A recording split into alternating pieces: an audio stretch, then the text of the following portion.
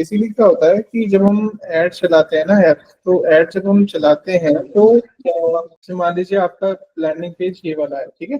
तो campaign source में हम लोग लिख देंगे मान लीजिए मेटा एड्स, ठीक है। कैंपेन मीडियम में एफबी लिख दिया।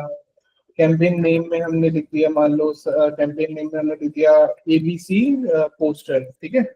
और कैंपेन टर्म कंटेंट में लिख दिया हमने, मान लो एबीसी आपका एड्स।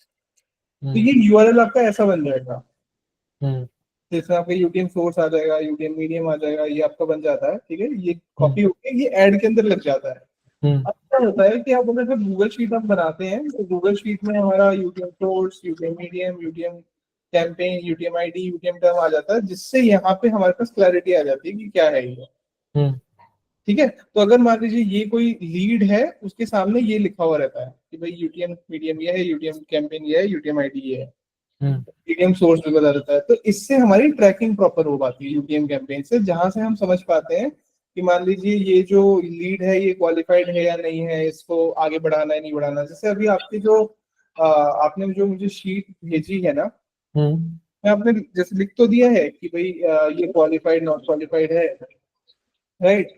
बट अब जैसे क्वालिफाइड लिखा है आपने, मान लीजिए इन चारों को क्वालिफाइड लिखा है, बट मुझे ये नहीं पता कि ये कौन सी एड से है।